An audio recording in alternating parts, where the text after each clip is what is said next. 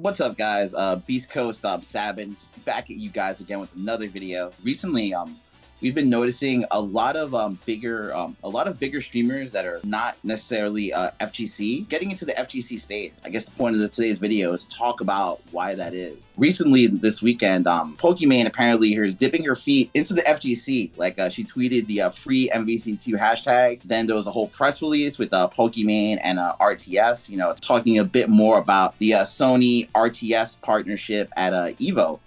Also, there are some streamers like Moist Critical, who are sponsoring some Smash and FGC players. We know Moist Critical actually sponsors Otashi at the moment.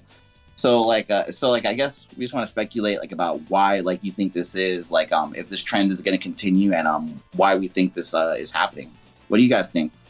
Yeah, I mean, I hope the trend continues. It's good to see more money in the scene, FGC wise. I think some people might be kind of like, oh, these are these streamers, right? They're not really big on fighting games generally, but it's cool that they're giving fighting games a try, a chance. Just more eyes on the genre in general, I think, is just overall positive, outside of just the money coming in for it. But yeah, it is cool with Moist Critical. He's sponsored his Smash players as well.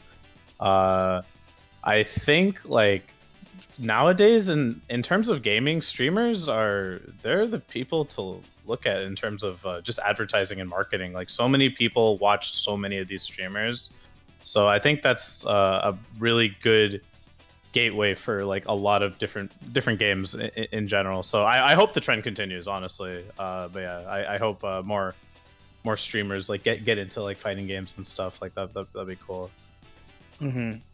Yeah, I think it's pretty good too. It's pretty easy to meme, pretty easy to make jokes, but there's a bunch of layers to it, right? So, for example, one way you can look at it is that it can create some opportunities for people who've been putting in work for a long time, and it's a kind of unique one as well. You can also look at it from a collaboration standpoint as well. As far as content creation in general, it's maybe not everyone knows, but people working together to make stuff is always better. So this type of intersection between people like Hotashi and I know Charlie the King, I think, got sponsored by Moist Critical too. So take well-known streamer plus well-known smasher, not as well-known as the streamer, connect them with one game that everyone knows and put those together. Generates a lot of hype, generates a lot of eyeballs. There's also, of course, the money consideration straight up. So probably your standard fighting game player might be there's all this outside money. It's going to be super esports and dry or whatever. But from definitely on both sides, I think. So from the people who are doing the sponsoring or trying to work in this space, compared to other games that are bigger, especially the big franchise games that, those are huge investments. You don't want to mess that up. Where for fighting game players, since it's just us, right? So we're just one person. It's much less of an investment. Even if you give the person a lot of money, it's much less of an investment as compared to a big ass team and a franchise and stuff. So I think it's a good move on that end. And then for the player themselves, they have an opportunity to create a situation for themselves where they can live sustainably off what they love to do, which is everybody streams. So even though that it's really easy to make jokes about all this stuff, I actually think it's a pretty good thing, and I'm looking forward to see what comes from it. Yeah, it's a pretty interesting dynamic. Now that you mentioned it, okay, people say the FGC is poverty and everything. Of course, compared to other esports, that is for sure true. But I think in these instances, it's actually an advantage that we have. You mentioned that the cost of operations in general with the FGC is a lot lower. Running events, even majors, obviously except Evo, Evo is the exception to the rule here.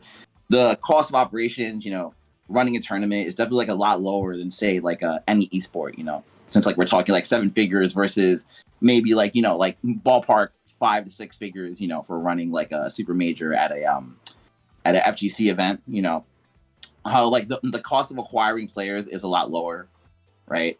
But it's also, even though the costs are a lot lower, it's still a game changer for a lot of these players, like you mentioned, right? And pretty much a lot of the bigger streamers, they can kind of just just pretty much just fuck around, if it doesn't work out, it's cool. Like it's it's nothing off anybody's back, right? So I think like that the fact that the FGC is so cheap to get into, it like ends up being like a good thing for the space in general.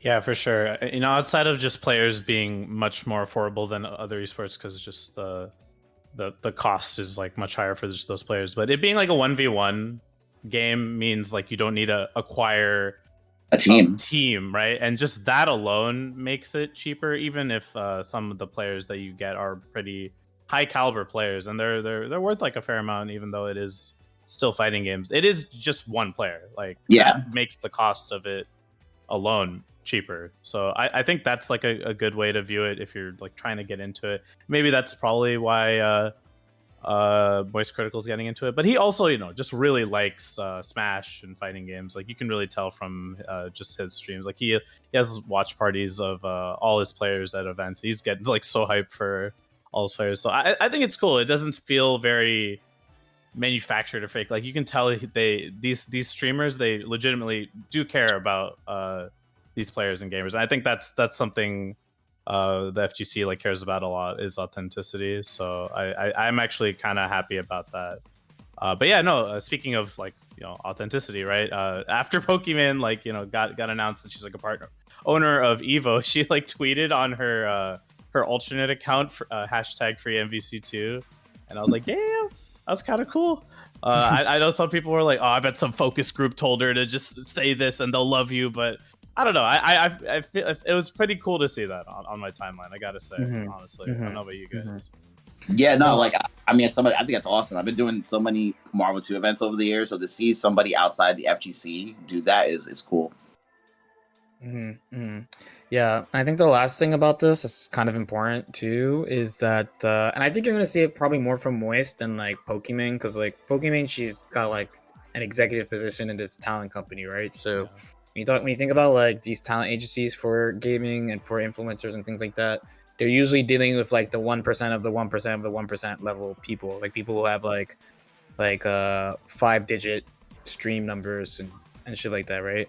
I feel like if there's going to be more of like the Moist Critical type, like it opens the door also for something that FGC has been behind in forever, which is more good content, like just more good content, and being able to work with somebody on that level who has a lot of experience with that. Like I think you might even see more like really, really good content come up, which I'm also looking forward to. Yeah, 100%. I think FGC is starting to get there. Big, yeah, they're getting a big notice of it. Me included. I didn't get on into content creation until like really recently, and I like I definitely regret it. I know LK he always used to tell me, he's like, you got to get into content. All right. But no, it's the way, yeah. And I'm happy a lot of fighting game players are focusing more on it. And I think with streamers like getting bigger and whatnot, the emphasis on content creation is just going to go up and up. So yeah, it's for sure. You know, just reading like this press release here, like I think this pretty much sums it up for us. Like to touch on what LK said, like so Pokemon said, and I quote, "I keep seeing amazing creators that are doing wonders with their content, but they don't have the support to grow their brand and business operations. They're spinning their wheels on basic stuff and taking a lot of frustrating partnership deals that don't work out for either party involved. She's gone through the ringer with these experiences, and we're building RTS to be able to provide the support, alleviate the workload, and solve this for creators." And yeah, like I think that's something that the FGC sorely needs, because I mean, you guys know I've been doing content forever, but to be honest, like if you do content and try to play all by yourself, it's pretty damn hard. You definitely need somebody to help you. So like this is like a gap that like some of these bigger streamers, these bigger organizations could fill, and I'm pretty excited to see that. All right, well, thanks for watching the video, guys. Let us know what you think about this in the comments below, about these content creators getting into the FGC like this. Like and subscribe, and stay tuned for more.